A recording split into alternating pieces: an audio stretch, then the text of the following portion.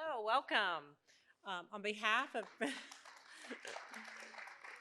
really excited for you to be here tonight. On behalf of President Linda Mills, I'd like to welcome you to our third public event in the NYU in Dialogue series. For our students, faculty, and staff, welcome back from spring break. For our community members and guests, thank you for joining us this evening. I am Christy Patton, counselor to the president, professor at NYU Steinhardt, and along with an amazing team, you know who you are, that deserves all the credit, organizer of the NYU in Dialogue series. We have discussed academic freedom. We have discussed peace and conflict in the Middle East, Ukraine and Russia, and beyond. We have been in dialogue in a spirit of openness, curiosity, and connection. To honor that spirit and get us started, I would like you to take 2 to 3 minutes and turn to one person to your left or to your right, behind or in front of you, and introduce yourself. Share why you are here and what you hope to learn from tonight's event.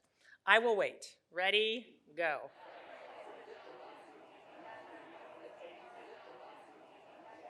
Okay. Okay, thank you for participating in that exercise. It also helps with the NYU late arrivals as well. I hope you made at least one new connection. I will introduce our speakers in a minute, but since we not only have an incredible facilitator that loves discussing political issues that often divide us, we also have a storyteller that has taught us how to take one small step. So allow me to tell you a very short story about a personal political division. I blame the entire 2016 election on my now 81-year-old mother. True story. No longer thinking that her habit of writing in her own candidate for the past 5 presidential elections was charming or adorable, or done with an independent spirit, but rather noting it was simply a horrible idea, a waste of a vote, as I placed all responsibility for the entire election at her feet. Blame was placed after a tough morning of being chair of a department where Dreamer students and Muslim students had come to my office the day after the election in tears. My mom had horrible timing, calling me right after these meetings, stating, "Out of all my children, Christy, I am one of 6. I knew you would be hurting the most." Sweet, right? Nope, it was still her fault. She and her write-in vote were to blame. Well, 7 hours later, I called her back. It did take 7 hours. Thanked her for doing what I would have done with my own children, making sure we were okay, no matter which side of the aisle we were on. Tonight, we have the opportunity to have discussions across the aisle that hopefully are more evolved than my 2016 self. But first, we're going to hear from 2 amazing experts as to how to navigate those conversations. It's my pleasure to introduce our first 2 speakers of the evening. First, David Greene, host of podcast Left, Right, Center, who is joining us tonight and will be with us again at our last event in April at our Tandon campus in Brooklyn. David Greene is an award-winning journalist and New York Times best-selling author and hosted NPR's Morning Edition for nearly a decade. He also hosted NPR's popular news podcast, Up First, guiding listeners through turbulent elections, a world-altering pandemic, and fights for social change in our country. David stepped away from Morning Edition in 2021 and co-founded a new company, Fearless Media, which is collaborating with KCRW in producing Left, Right, and Center. David spent much of 2022 in Ukraine, working on several audio projects, including Ukraine Stories, a daily podcast from Fearless that Forbes magazine called a tour de force of narrative journalism. David brought his own experience to the conflict in Ukraine. Before Morning Edition, he was NPR's Moscow bureau chief, covering the region from Ukraine and the Baltics east to Siberia. He also took 2 trips across the Trans-Siberian Railway and published a best-selling book about the journeys called Midnight in Siberia, giving readers a nuanced look at Russian life under Vladimir Putin. During the Arab Spring, David spent a month in Libya, reporting riveting stories in the most difficult of circumstances as NATO bombs fell on Tripoli. He was honored with the 2011 Daniel Shore Journalism Prize from WBUR and Boston University for his coverage. David's voice became familiar to NPR listeners from his years covering former President George W. Bush. He spent hours in NPR's booth in the basement, I have a visual of that, of the West Wing, and followed the President and the First Lady to places like Iraq, Afghanistan, Mongolia, Rwanda, Uruguay, and of course, Crawford, Texas. David was an integral part of NPR's coverage of the historic 2008 election, reporting on Hillary Clinton's campaign from start to finish, and also focusing on how racial attitudes were playing into voters' decisions. The White House Correspondent Association took special note of his report on a speech by then candidate Barack Obama addressing the nation's racial divide and awarded it the association's 2008 Merriman Smith Award for deadline coverage of the presidency. While David has interviewed and told us that he's interviewed countless celebrities from Kendrick Lamar, Jimmy Buffett, Dolly Parton, Jennifer Lawrence, Matt Damon, Will Smith, he says he is even more passionate about interviewing people we have never heard of, but whose lives deserve our respect and attention. David lives in Los Angeles with his wife, Rose Prevette, a Michelin-starred restaurateur and David's fellow adventurer and travel companion. Joining David is Christopher Norris, strategic advisor to the CEO of StoryCorps. Christopher joined StoryCorps in February of 2023 as the strategic advisor to the CEO, where he works at the intersection of strategy, innovation, and community engagement to maximize the organization's public service, content distribution, and revenue opportunities. Chris oversees StoryCorps' One Small Step, a nationwide effort to encourage people to engage in a conversation with someone they may not agree with politically. Chris is an award-winning journalist, broadcaster, and media entrepreneur known for his creative thinking, dynamic outreach strategies, and integrated programming for broadcast and live events. Prior to joining StoryCorps, Chris pioneered and scaled several creative projects, including the nationally regarded News and Information Community Exchange as the managing editor for community engagement at WHYY, Philadelphia's largest public media station. From 2009 to 2019, Chris served as the CEO-founder of TechBrook Book Online, a grassroots news and information company.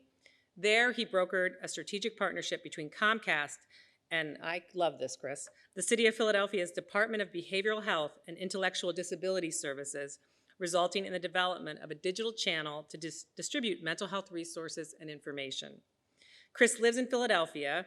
My sons are going to like that, and is a huge fan of the WWE, and his mother is joining us in the audience tonight as well. We are so honored to have you both here with us today for this much-needed conversation. Please give a warm welcome to David Greene and Chris Norris.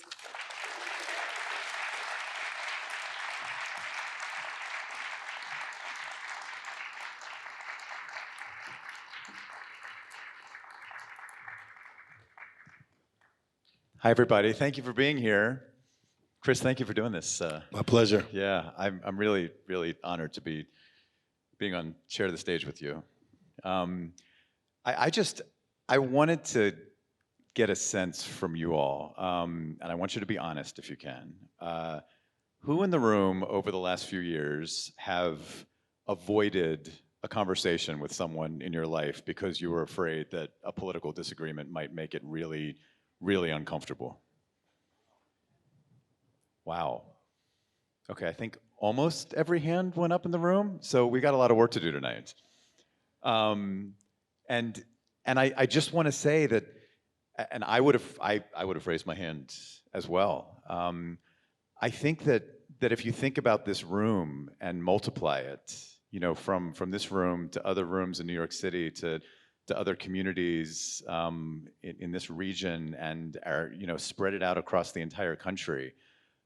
It's pretty clear that every single time one of those conversations is avoided, it's really a problem for all of us as humans, for our society, for our democracy. And that's really why I think it's so important to be here tonight and having conversations like this. And hopefully we can all leave the room tonight more likely to engage in that conversation that we've been avoiding for so long, and to be curious and to see what happens. And that would be a real win, I think, for all of us.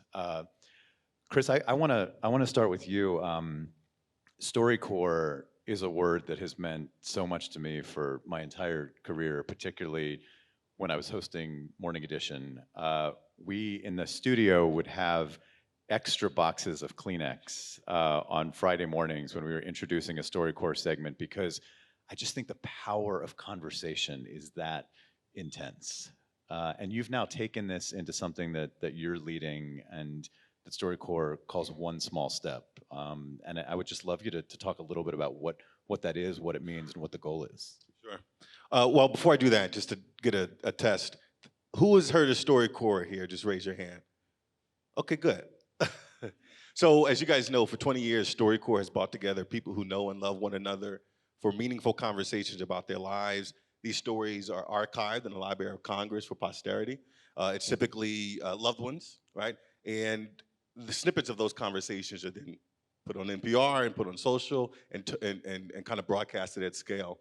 So one small step is really an expansion of that methodology. So instead of two people who know and loved one another, it's strangers across the political divide that we bring together for 50-minute conversations. The original StoryCorps is 40 minutes. These are people who have never met each other in many cases, who have a lot of differences, both politically and socially. And our belief is based on contact theory, which is it's hard to hit up close, right? So if you bring two people who don't know each other, who tend to disagree publicly, but you center the conversation in their shared humanity and their shared interest, the animus and the polarization decreases in that moment. And I think there's a growing field of study of whether or not that lasts over time. So we currently operate in four model communities: Fresno, California, Wichita, Kansas, Richmond, Virginia, and our newest is Columbus, Georgia. And in each of these communities, we are operating a ground game. So we have a field manager who's driving awareness and participation. We also have an air game that's pumping out content, and it's also driving to awareness and participation. We have public radio stations across the country who have participated in this and who are actively continuing to tell these stories and to drive towards awareness and participation and to encourage their community that cross-partisan conversation is possible. And now we're looking at college campuses as well, where I think you'd agree that's probably some of the most concentrated polarization in America. So all of that is kind of the one small step universe. And as you see, snippets of these snippets of these conversations are put in content just like the regular StoryCorps. I don't want to gloss over too quickly the term contact theory that you brought up, because our Surgeon General, Vivek Murthy, talks a lot about the epidemic of loneliness right now in our country, and that being a big reason why productive conversations that bring us together are not happening, because I think so many of us feel like we're having conversations with people, but often it's texting, often it's in social media. There is something so different about being with someone and looking them in the eyes and finding that shared humanity with proximity, and then opening the door to being able to tackle some disagreements. There's nothing that comes close to that value. No, and I think, after the pandemic, a lot of people maybe didn't realize they were craving connection. And then once the pandemic was over or seemingly over, no one wanted to do Zoom calls anymore. Everybody really wanted to get face to face. And so you'd be surprised. I mean, I guess you're not because you saw the hand raised in the room, but you'd be surprised, I guess, the general public of how often people retreat into their echo chambers, how often they avoid the difficult conversations. My opinion is, you said it, and Chrissy said it earlier, it's curiosity. If we can create a culture of curiosity in our workplaces and in our neighborhoods, and we assume, if we can start with the assumption that everybody's working in good faith, that we have shared values in terms of we want the best for our community, if we can come to the table with an assumption that everybody is good, and then allow everything else to evolve from that, I think that we would not run from the conversation so much. I think what makes it hard for people to do that is we tend to lead with what we disagree in. And so, of course, there's going to be anxiousness and animosity, but if we can just say, I could tell you a quick story, 30 seconds. When I went to Richmond, Virginia for the first time after coming to StoryCorps, I met with a lot of people I didn't know, particularly a lot of conservatives. And I knew that I didn't know how they would perceive me, right? So I started every conversation off with, what's your favorite food? Where do you like to eat around here? And I'm sitting in the room with the chairman of the Republican Party in Richmond, Virginia, and we're talking about where to get the best apple pie in Iowa. And then we started talking about the cream corn at Lily Pearl. Shout out to Lily Pearl's in Richmond, Virginia. Whenever I'm there, that's what I'm eating. So the more and more we started doing that, the more and more we just saw people's guard drop. And we could have real conversations. But you wouldn't go on a date and start with something you know is going to be jarring to the person you're talking to. It would not go well. You want to ease into it, right? And so that's what our conversation do. And we do not center politics. Now, eventually, people talk about how they arrived at their political views or the life, but the conversation experience is really centered on our shared humanity. So there are a lot of people in the bridging space doing these kind of conversations and convening these conversations. But as Madam CEO Sandy Clark says, our lane is humanity, and it's really emphasizing the humanity in everybody. So tell me how these conversations work. Like, how do you select the two people who are going to be involved, and how do you put it together? And how do you help them come up with questions? Like, what are the mechanics of these? Yeah, so I talk about it in our model communities first. Again, when people see these ads or when they see our content, our best testing content makes people 60% more likely to participate in these conversations. So they sign up. And we have landing pages where they go and they fill out a questionnaire, and they're matched based on their differences. We have hardworking schedulers and facilitators who do that kind of work every day, outreaching. And once the pairs are made, each participant writes a bio. Those bios are shared with the other participants, so you can kind of get an insight who you're talking to. And then they go into a room, whether it's physical or if it's virtual, into kind of a room. And there's a facilitator there who has a list of questions that's grounding them, again, in what they share and their values. And they talk for 50 minutes. And then that kind of content, again, is edited and shared out widely. Well, I think we have a couple we want to play tonight, but the first one comes from Georgia, right? Yes. Okay, and this is Alton and Wayne. You want to tell us a little bit about who we're going to hear from? Sure. So this video you're about to see comes from our newest model community, Columbus, Georgia, and it features Alton Russell, who is the former chair of the Republican Party, and Wayne Hales, who is the president of the NYU. So, right, opposite ends of the political spectrum.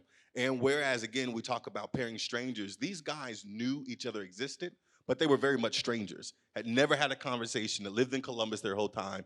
And when I mentioned to Wayne in the call that, man, you should really talk to Alton, absolutely not.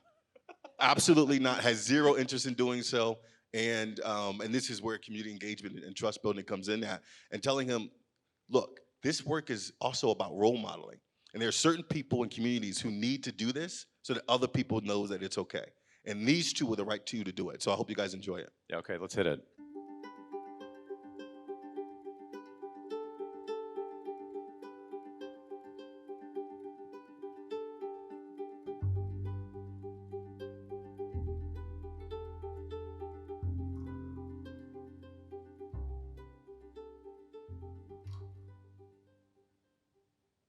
I went to Houston looking for a job, and in this little bitty office, there was a guy sitting at the desk. He said, what will you do?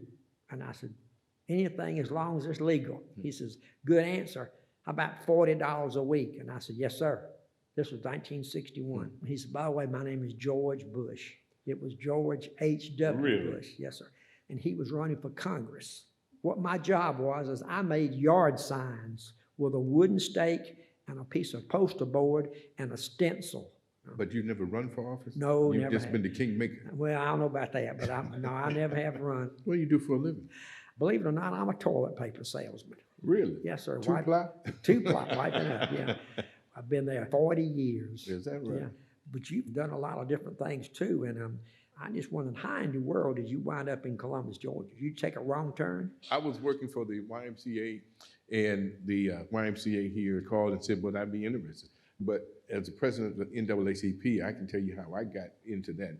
When we were growing up, about 8 or 9 years old, we were traveling to my grandfather's house, and we stopped at a laundromat. And when we went in, they said, we don't wash black folks' clothes here. Of course, they didn't use black folk word. My father being a preacher, he was cool, but my mother was ready to go off. And we went on to my grandfather's house. Then he got on the phone, he called the NAACP. And about 30 minutes later, they said, going back up to the laundromat. And the white owner stood in the corner while we washed our clothes, red as a beet. So I'm like, oh man. And that was a memory that's always been in my mind, and how it worked. But I have a good friend of mine. We went to breakfast one morning, and when we left, this guy that was in the restroom came out and followed me to my truck. And he said, are you Alton Russell? And I said, yes, I am. He says, well, I saw you on TV the other day. He said, but I got a question. How can you be a Republican and eat breakfast with that black guy? I said, what did you say? That guy's a friend of mine. You're way off base. We got things to do, and worrying about whether you're man or woman, black or white, is not what you need to be focusing on. Yeah. Well, I'll tell you what, I've got a whole different view of you. My perception was, okay, he's always going to be over here. I'm not going to even talk with him. But this has been eye-opening for me. Well, it has to me too. And I can go tell some people, Alton's not that bad. He's all right. It's been fun, and I'm really glad to have met you. I sure am.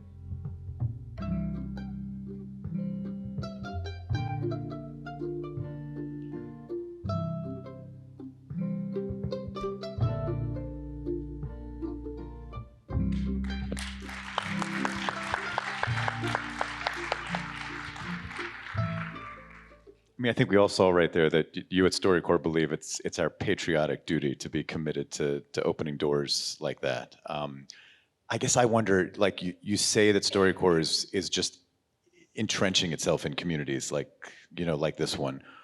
How do you expect or hope to multiply this and go beyond just the two of them finding a connection? What is the ultimate goal, and what do you hope to accomplish writ large?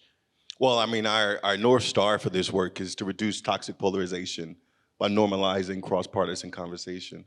In my opinion, the way you normalize anything is ubiquity and repetition, right? The more that people get to see that conversations like this are not only possible, but that they're active, the more people go, I guess I'm missing out on something. I should really participate in this. So, again, we think about how do we foster champions? So like Wayne and Alton, the people who experience the intervention and then go on to recommend and recruit for it, how do we then lift them up for their neighbors and the rest of the nation to go, this is how you model civic dialogue?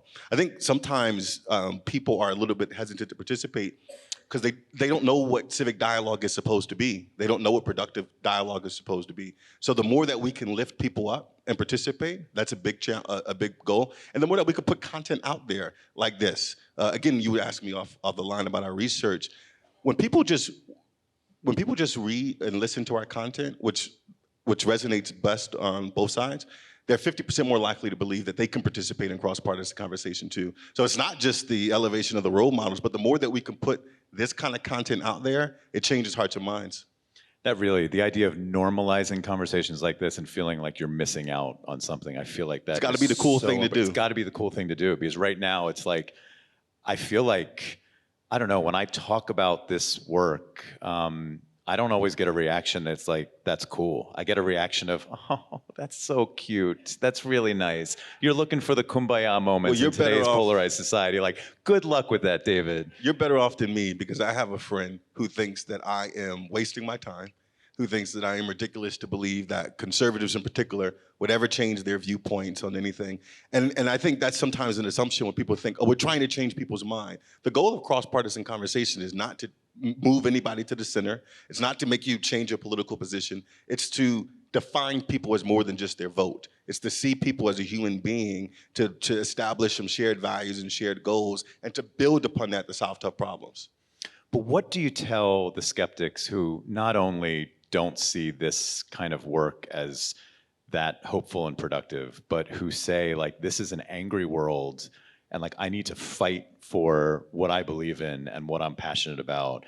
And when someone is saying something that makes me just angry to my core and insults my values and insults my humanity and makes me feel like I'm in danger, my family is in danger, when I hear hate, it's like, I'm not in the mood to be welcoming and curious. Like, I'm in the mood to fight. Like, how do we win those people over to say, like, they would give this kind of work a chance? That's a great question. I think toxic polarization makes us believe we're more polarized than we actually are.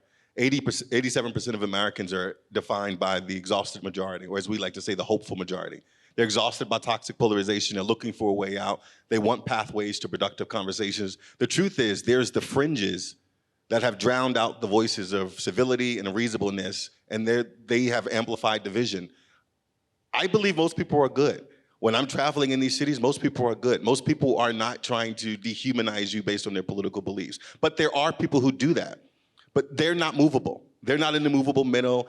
We're not going to get the Proud Boys versus Antifa. That's not what this is about. This is about the majority of Americans who are afraid of where we are, who reject this idea that I can't talk to somebody who's different than I am. And they want the tools and the best practices and the language needed to engage people productively. And that's where we come in at.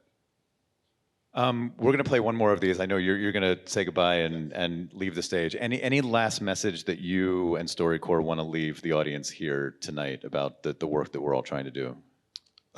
Live with curiosity and listen to understand, not to disagree. I love that. Chris, thanks for being here.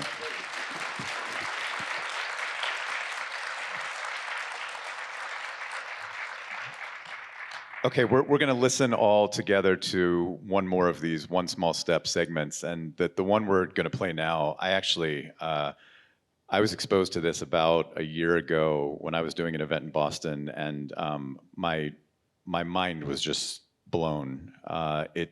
It's the first time I remember really feeling a sense of hope that we can overcome this polarization. Like it is a moment that I think back to and look back to, that if this conversation and relationship is possible, then really anything is possible, and maybe we really can do this. So you're going to hear here from Amina Amdeen and Joseph Weidnecht, and this is one more segment in one small step. Let's hit it. I noticed you with the hat, and I noticed that you were surrounded by some people, and I noticed that they were being kind of threatening, and then somebody snatched your hat off your head. And that's the point where something kind of snapped inside me, because I wear a Muslim hijab, and I've been in situations where people have tried to snatch it off my head. Wow. And I rushed towards you, and I just started screaming, "Leave him alone, give me that back." I don't think we could be any further apart as people, and yet it was just kind of like this common, that's not okay moment.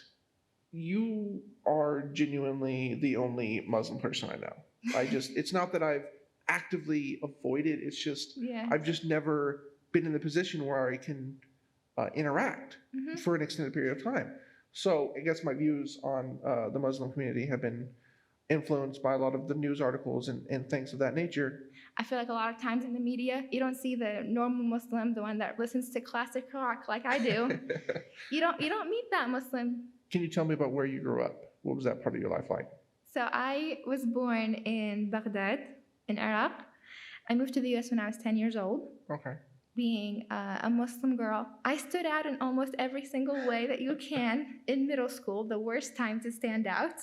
What about you? How was it like when you grew up? I was homeschooled, so it was a vastly different experience. Socially, I didn't have, I guess, as many friends as most people would. I only went to public school 1 year of my life, and I got in 3 fights, and I lost all of them.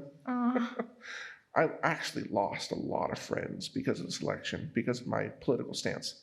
So I hope that I can be the reason that someone decides to talk to someone as opposed to just cutting them out of their life or blocking them on Twitter, I'd like for this to encourage other people to engage in more conversations with people that you don't agree with. That's what it's all about. I'm so glad I wasn't the only one who felt like that.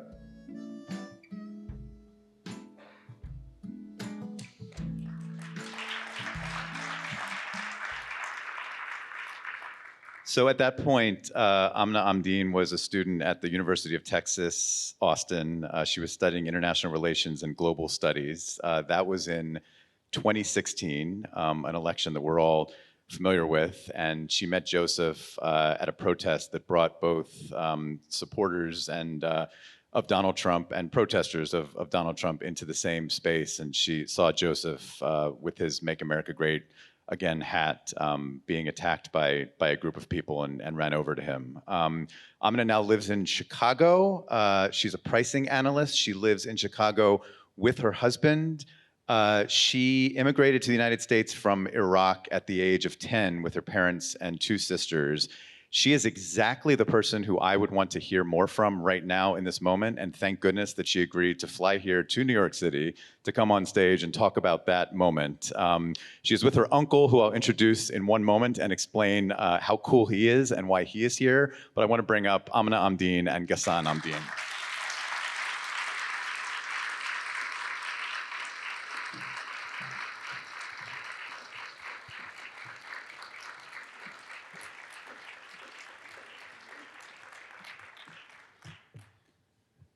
Thank you for being here.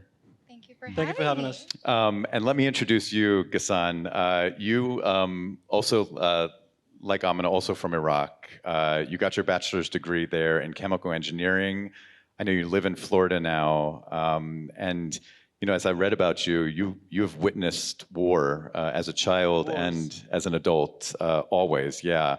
You spent about 2 decades advising the U.S. military, first as an interpreter and then a Middle East cultural advisor. and you were deployed for a year and a half in the fight against ISIS. ISIS, that's correct. Yeah, so let me just start by thanking you and thanking you for your service. Thank you very much.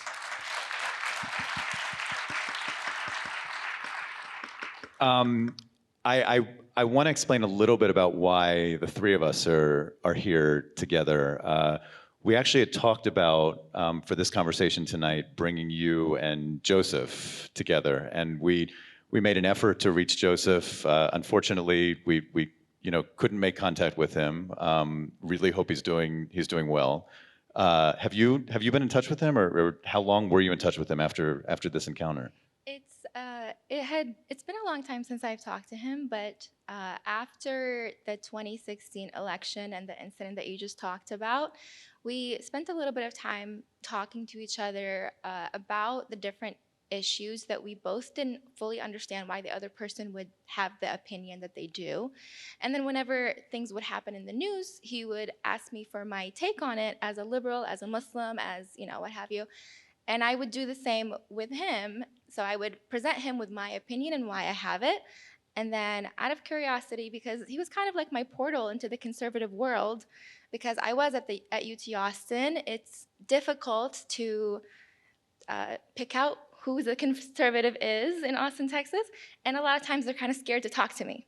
So he was the person that I would ask about, why would you have this opinion? Why would you have that opinion? So we had a few of those conversations, but it's been 8 years, and a lot has happened in my life since then, so we did kind of lose touch. But I do hope he's doing well.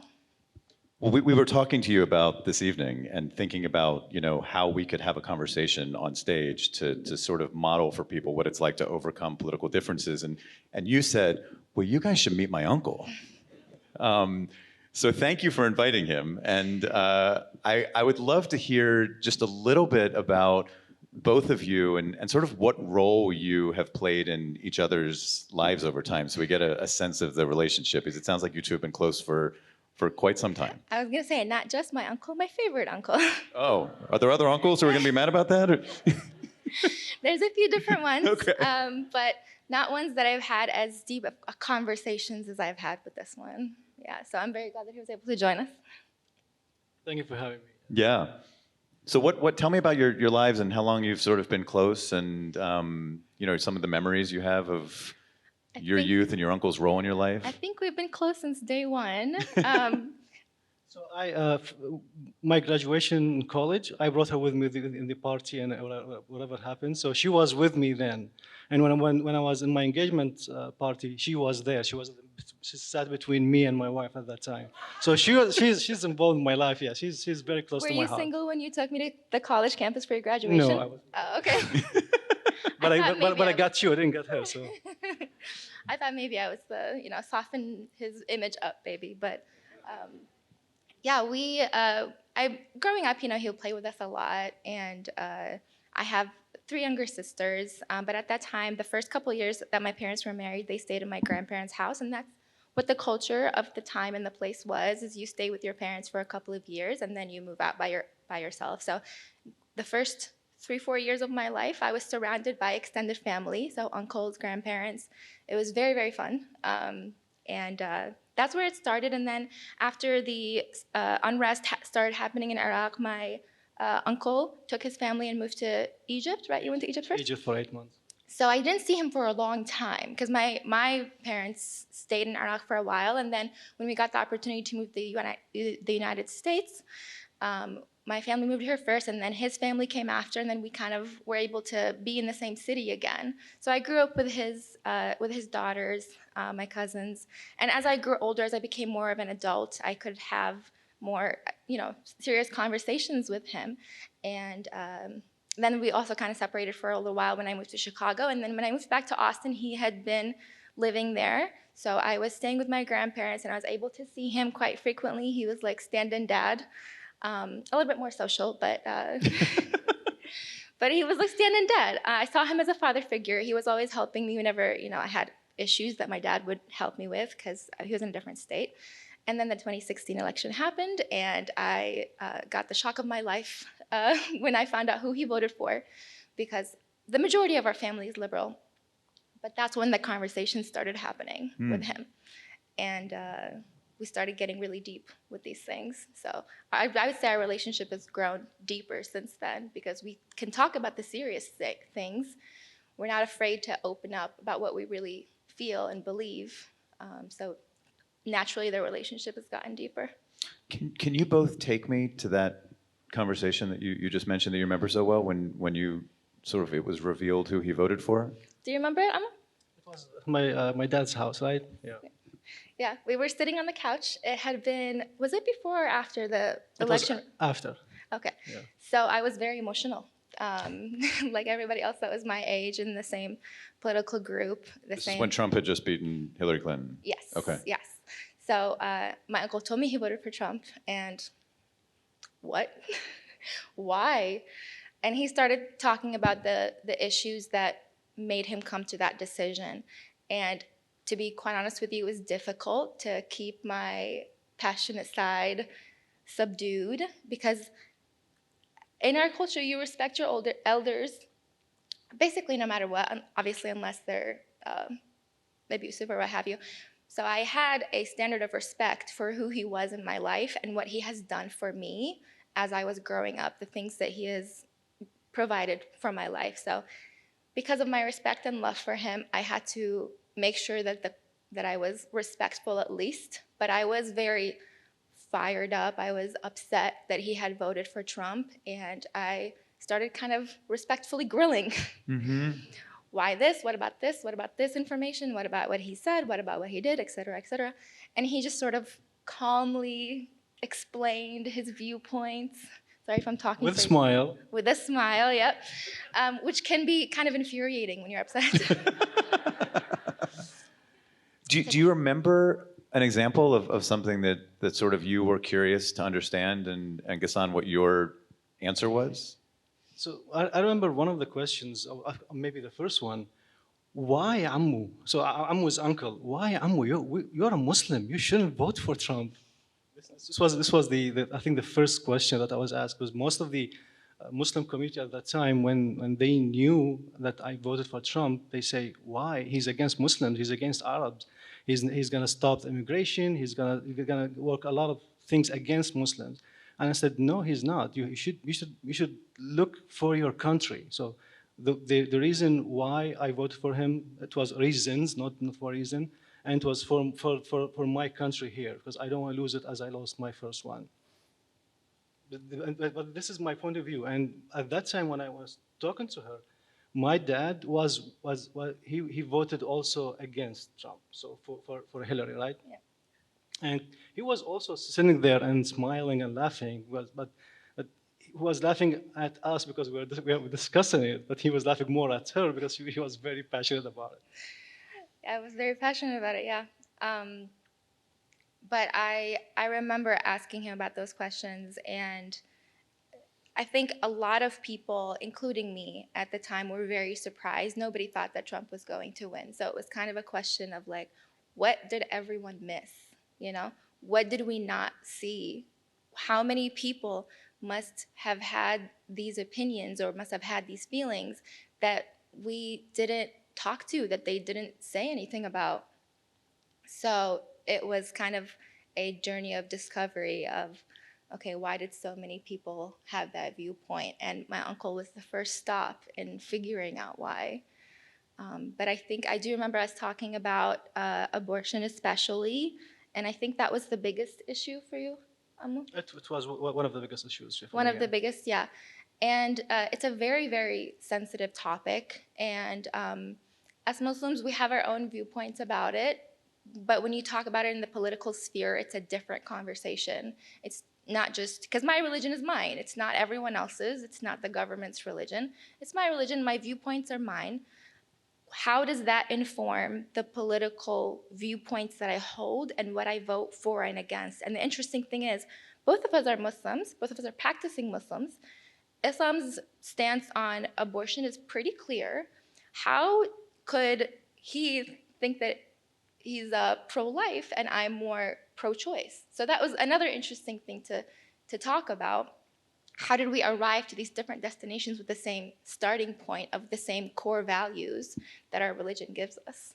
So it's just all very interesting. I want to do a little bit of a reset, and this is the first time I'm going to, excuse me, the first and only time I'm going to do this tonight, because I think as Chris and I said, we don't ever want to define each other by our political votes, but we're heading into a very polarizing and heated presidential election. Have you each made your decision yet? And then we can dive into sort of some of the, as you've said so eloquently, both in phone conversations we had now, the core values that shape those decisions, because we really want to understand that as opposed to just sort of labels. But I'm curious what you both think about this upcoming election. For me, I haven't decided yet. I still need time to think, to see what's best for my country, and then I will decide later.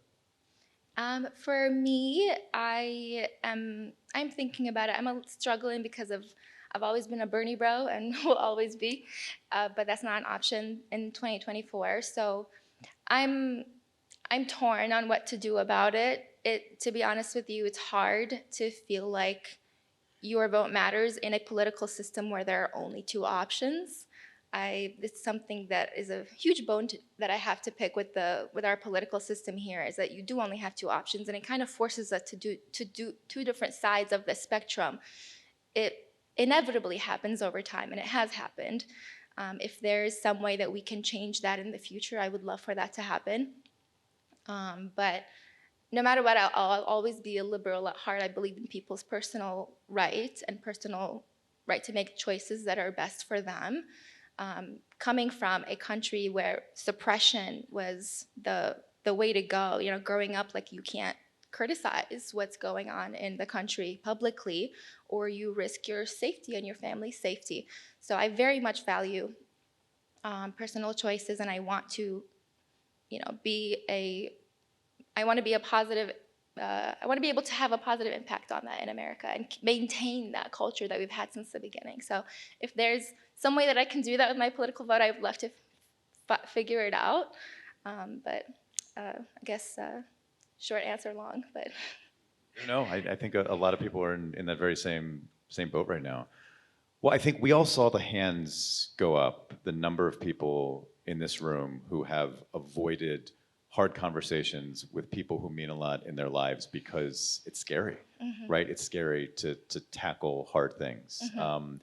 And I want, in the next little while to model in any way we can that these conversations are possible.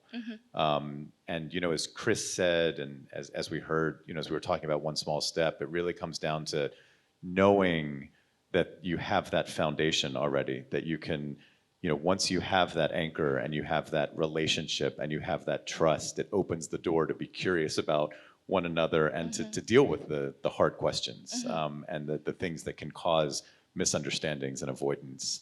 And so I guess I'd love to start. I mean, Ghassan, you said that part of your hard conversation with Amna after 2016 was explaining why, even though Trump had what many perceived as some policies that were, anti-Muslim, I think you said you didn't want to lose your country. And that's why Donald Trump was the right choice for you. Can you say more about that? And, I don't know if you or I have follow-up questions, like we're here to ask, but I'd really love to hear that sort of viewpoint. Yeah, before my uncle answers, I just want to say something real quick. It really breaks my heart that people think that having these difficult conversations can threaten your relationship with someone else. I firmly believe and have always believed that that's the way that you build true trust in a relationship, is if I tell you what my beliefs are that you might disagree with, if you accept me anyway, then I trust you to be there for me, to give me the benefit of the doubt if I ever accidentally hurt your feelings or what have you. It takes me back to a moment where my father-in-law is a Christian, and I'm a Muslim, obviously, and so is my husband. So there's always two different religions happening in family gatherings. This past Christmas, it was like late in our Christmas gathering, and I looked around and I was like, maybe it's time. Let's talk about our different religions. Let's talk about what we might have in common, what we might differ on. And to my delight, the conversation flowed so beautifully. It was me and my husband as Muslims, it was my father-in-law and his wife as Christians, and then it was my sister-in-law who doesn't care, but wanted to ask all the questions. And they had never had a conversation like that before, but having that conversation made me feel so much closer to them. It made them feel like I wasn't going to judge them for their beliefs or lack thereof. And going on that drive back home, not only did I feel closer to my in-laws, but I felt so invigorated by somebody asking me to sort of justify my beliefs. That it's so easy for me to have my beliefs, but it's a whole other thing to be able to explain it to somebody else in a way that they would understand it. And so it was an experience that I hope everyone gets to have at some point. So I hope you still remember your answer. Yes. Okay. So yeah, when I was talking about saving my country here, I worked with a nonprofit for a couple of years back in Texas, in Austin, Texas. And for the first couple of years was really good. And then the last, I think, Caritas, couple of right? months, Caritas of Austin. Last couple of months, we resettled a couple of families from Syria. This is back in like this is back 2016. yes, Okay. we get, because of ISIS war, and they fled to Turkey, and then from Turkey they came to the States. And we, as an organization, we resettled them over there. And a couple of the families, because I know their language and I know the culture, because I was there in the first line of defense, as I say. I knew that all the papers were fake. And the people, they say they were like families and married with kids, they were not. So they were just like, and some of them, not most of them, they were really bad guys. And I feel that it's time to put some boundaries or some laws to prevent those people from coming here. Because when they come here, so all Muslims will look bad. Because if they did or do something bad, then all Muslims are bad. And besides, if they do something bad, then it's my country. I don't want them to ruin it. So when he tried to stop some immigration from some like people from coming to the States, I didn't stand with him, but I understand why. And I said, okay, let's do it. So protect it for now, and then we'll see what we can do to open it legally and with more cautious to bring the right people in. And I don't disagree with my uncle about his experience. I've also had met some refugees in the Austin area where I felt like I didn't want them to represent my culture. So I totally understand where he's coming from.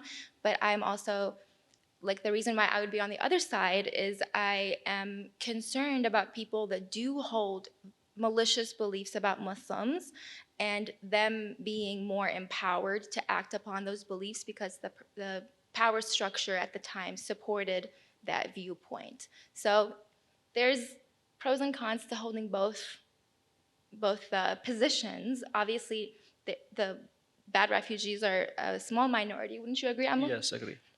Small Totally minority. Totally small. Yeah, very small.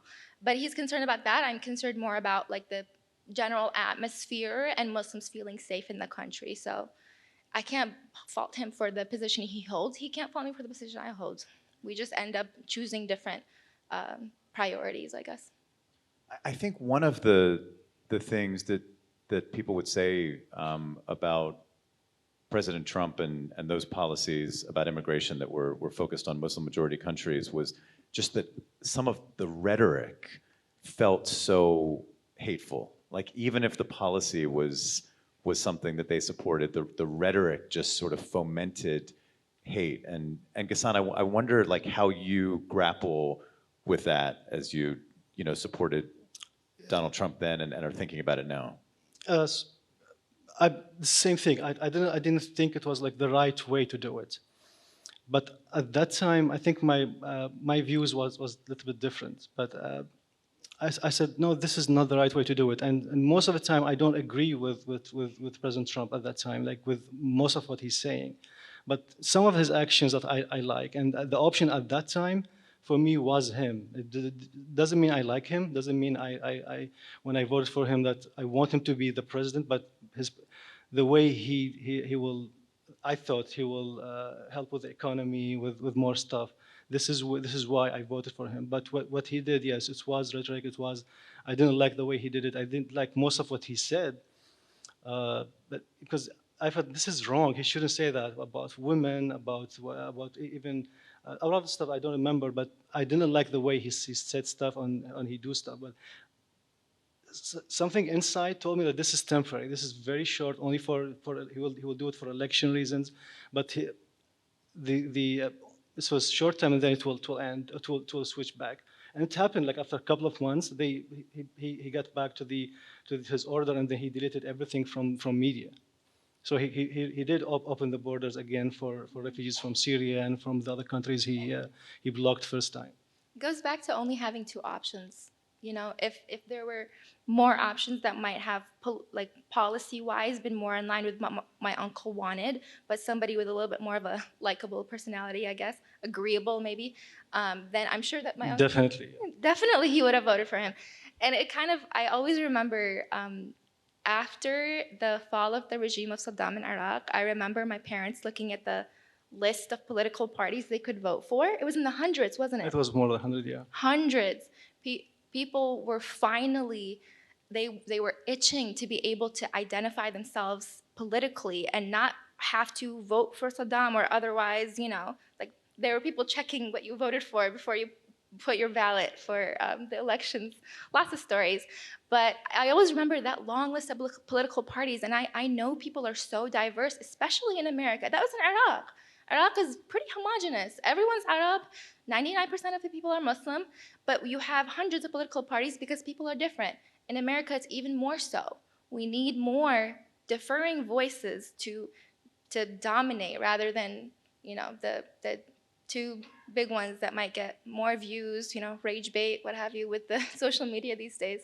It's something that, I don't know, I hope we can stop that train before it runs away. I think you're so right, and I think what you're saying applies to specific issues as well. I mean, you two brought up the issue of abortion, and I think it's so easy to see that as somehow binary. It's like, you know, do we want to outlaw this procedure, or do we want full access, you know, all, and there's so much nuance if you look at where the American electorate really is. Like, there's a silent majority that is all very supportive of having some level of access to abortion, period. Yes.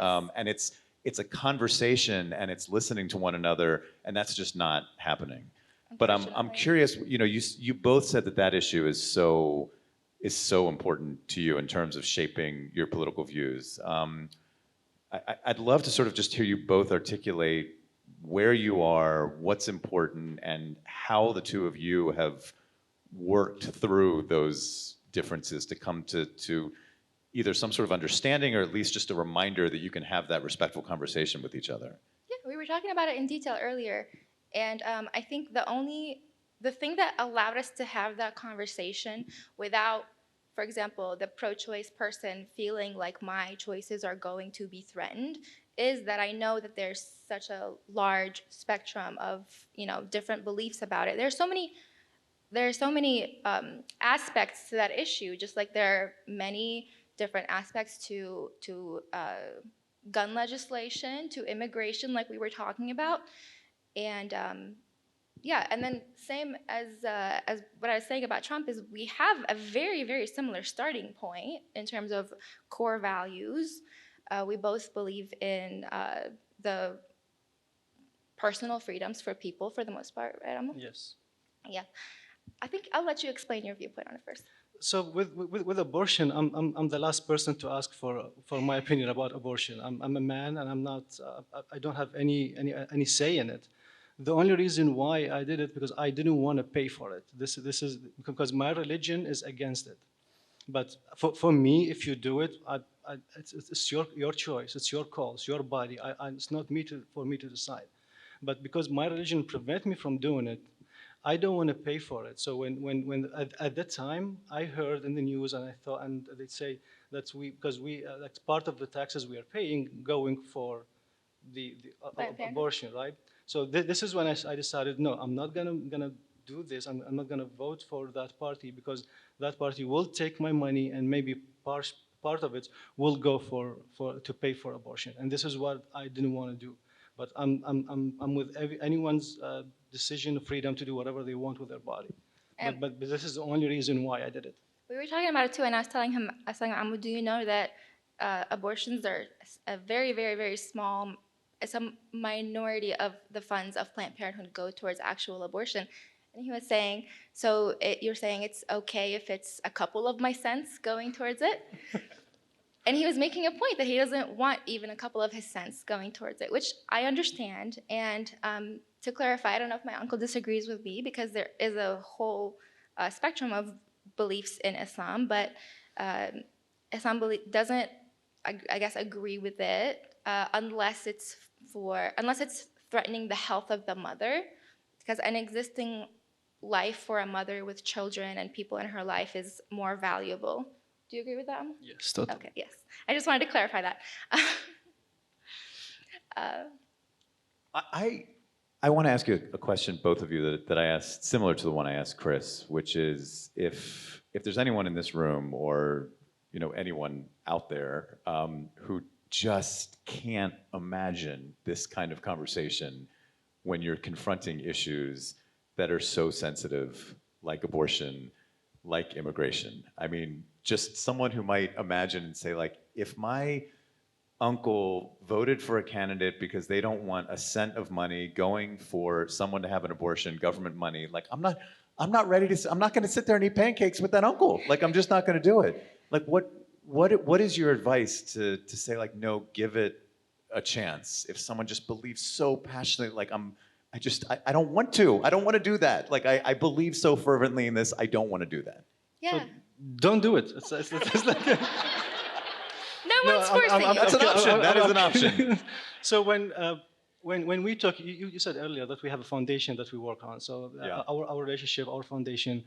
When I talk to her, when we discuss an issue, it doesn't matter what issue it is. When we talk, I know for a fact that whatever she is saying, she will not offend me.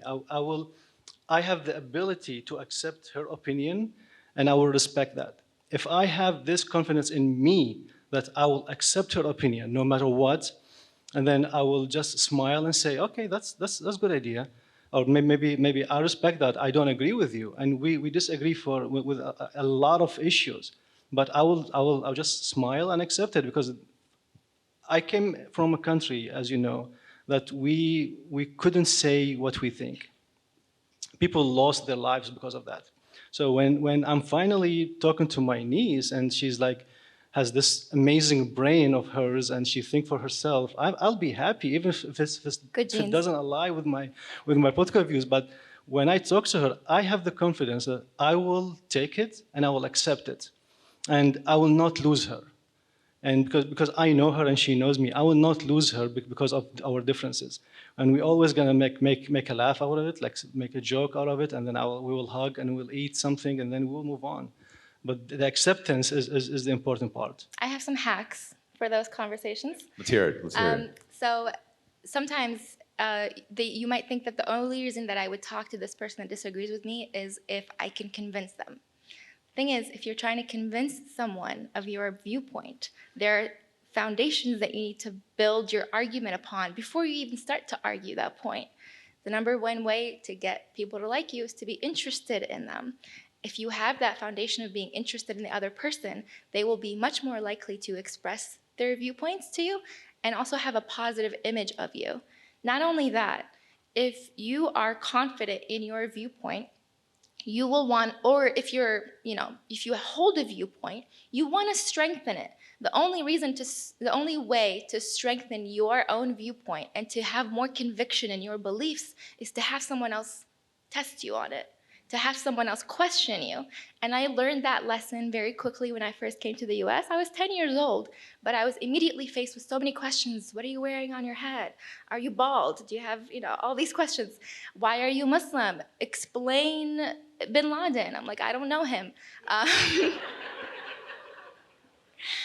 I had to have those conversations at 10, And at 10 years old, you don't understand your religion. You don't understand your whole, belief system, but I had to learn it very quickly so I could answer the kids around me and answer those questions for myself. If those kids around me were not asking me these questions, in good faith or bad faith, I would have never had to ask myself those questions and find answers that I was happy enough with, that I was proud to say those answers. And since then, I'm so confident in my religion because it's been questioned so many times. And I never would have had the opportunity to do that back in our home country because everyone already agrees with you. Nobody's gonna go around and be like, why are you Muslim? It's like, you're a Muslim too, you know? Why are you Muslim? That's right. Yeah. So there's a couple hacks. If you want to have more conviction in your beliefs, have someone else question you on it.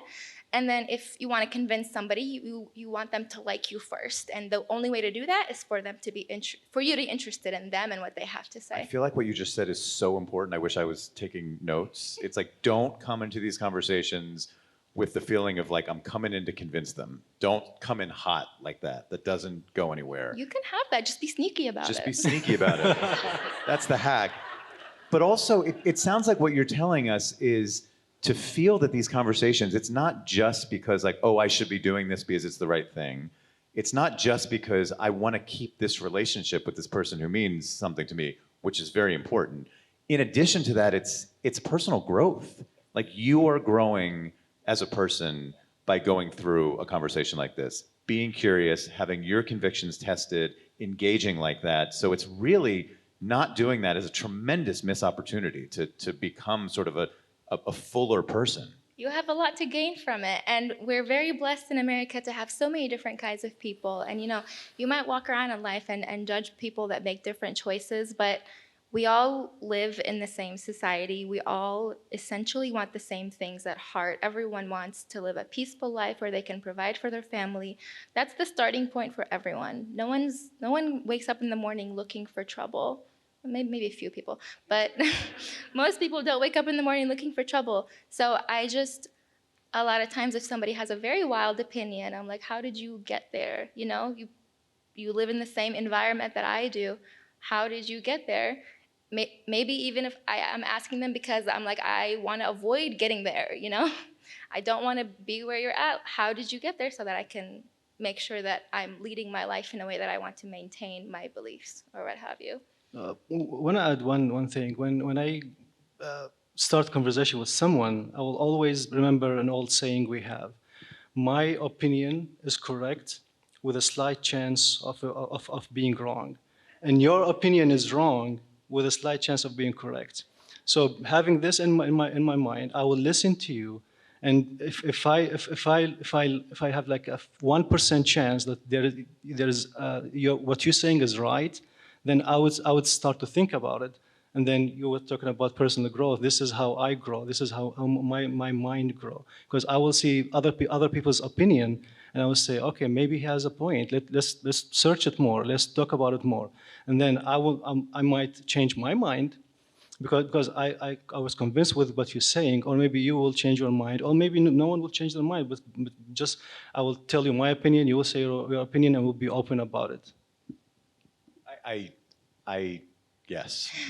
And I also, just listening to both of you, I think the thing that comes to mind as well is, and you started to touch on this, like oftentimes when you think that there are differences dominating the conversation, if you stop and think about the core emotion that is driving both of you to arrive in different places, the core emotion can often be the same. It can be fear. Yes. It can be a sense of not being heard. It can be a sense of loneliness. And if you can figure that out and capture that, I feel like that suddenly develops a connection that can really make these conversations more meaningful.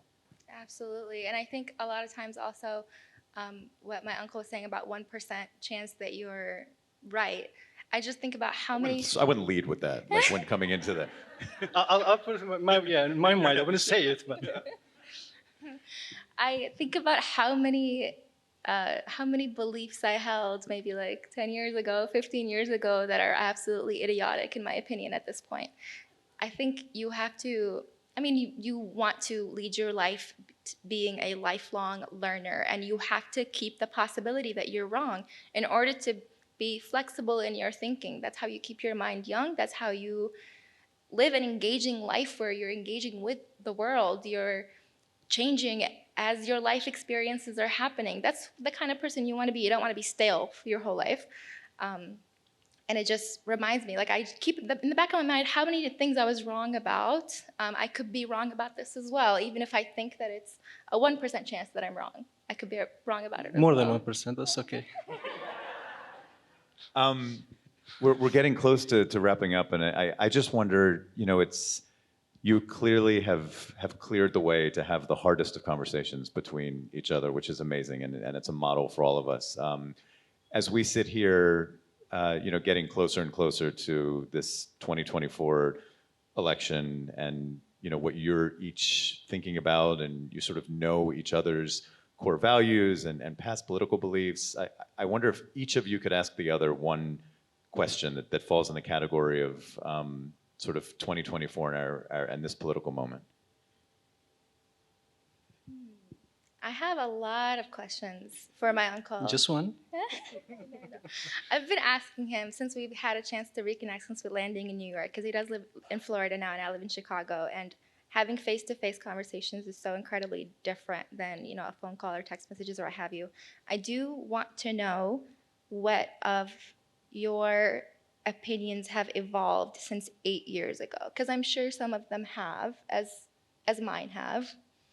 Or you are a little bit older too, so I think the older you get, the less likely you are to change your mind. But No, so not you, everyone.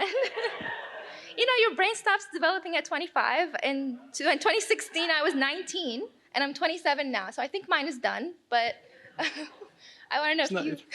So you will keep learning until the end of your life. So if you're not learning, if you're not changing, you're not living. So and if you think that you are correct or right all the time, that you're not going to grow. So this is why. And I have a lot of things that I grow out of, like ideas, concepts, even some beliefs. I'm learning even about my religion. I'm still learning about it. It's not easy. It's not simple.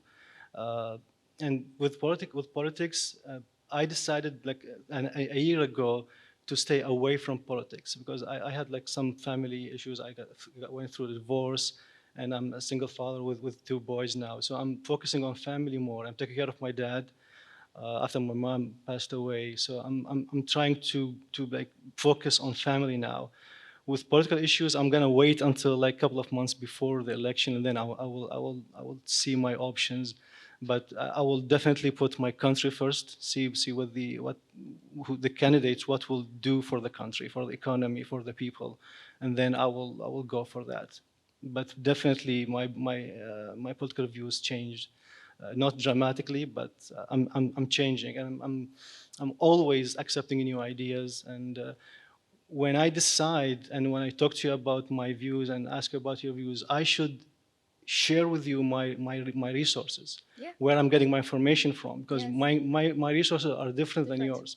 And when I talk to you and you get mad or angry or passionate, or maybe I will get why she's thinking like this, because I know for sure you didn't listen to the piece of news that I listened to a couple of days ago, and I didn't read the article that you read a couple of days ago. So we have to share resources and talk about it. Then we will reach either an agreement or disagree or agree to disagree. Would you say you've gotten more towards the center since 2016, or no? I haven't been to the edge? to the edge yet. I'm always in the center, but I will decide according to what I believe benefits my country. Okay. Our country? Our country. You have to ask me a question, though. I have no question. I'm going to wait for because again, that I'm focusing on my family, so I don't have specific question for now, but I'm really happy that you are growing mentally and developing your political views. And I was happy when you were not angry, but you were passionately talking about your views. This is why I was smiling. I was happy. Yeah, I would say for me, my political views have changed a little bit in terms of I've gotten a lot more skeptical of the information that I receive, and I think rightfully so. It is there's so much misinformation out there, and it's so hard to weed through it. I've gotten way more picky about where I get my information from. And I've also become a little bit more skeptical of the political institution in the United States. I see our political process as needing to be more class-centered than political parties. I think the middle class in America, the lower income class, all of our desires for our lives are so similar. And I think whoever is going to benefit the vast majority of Americans is who I'm going to be behind. Socially, I still have the same beliefs, but I'm more skeptical of both sides. I mean, I've always been skeptical of the Republican side, but I'm also more skeptical of the institution in general. So there's so many issues, like I was talking about, the two political parties, gerrymandering. There's so many institutions in place in our politics that are against the vast majority of Americans, and that is heartbreaking to me and something that I want to fight against, politely. Politely. Well, yeah. I want to bring us full circle because, Amina, I think so often about that one small step segment. Probably more than me. Yeah. Well, it just, bringing it to what we were talking about, you seeing Joseph and seeing an opportunity for a shared reality that the two of you had, which was that you could relate to, people attacking him and wanting to take something off of his head. I use that kind of in my own mind every day in conversations I have to just, even if I feel like there might be a disagreement or I'm not going to understand someone, it's like, where's the thing that we might share? And so I just want to thank you for bringing that idea to the fore for all of us, and both to you and Ghassan, thank you for being willing to travel and for being on stage here in New York tonight. It's been such a pleasure, and I hope you have shown us a model that we can all benefit from. Really, really appreciate it. Thank you for having us. Appreciate it.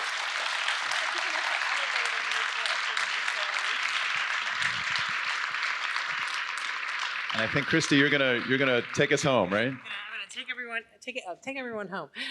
Thank you so much for that conversation. I'm gonna wish I had your advice. Don't come in hot in 2016 when I had that conversation with my mother. You're 1% wrong or 1% right. I'm struck by Krista Tippett's conversations and her civil dialogue, and she says the question she asks is, what is it about your position that troubles you? And what is it about my position you find attractive, or vice versa, and really getting into this other layer. And I think we got that today. And David, thank you for such a great facilitation. I also want to thank Chris Norris and Sandy Clark, the CEO of StoryCorps. I'm going to give you a little shout out as well. Being in dialogue is what this series has been all about, and really having curiosity about one another. And I love your advice about getting to know them. Don't start with politics, but start. So thank you. Oh, I'm supposed to tell you my housekeeping duties. There's a reception with really good food in the lobby of Skirball. So please, and again, thank you, David, Amina, Ghassan, and Chris.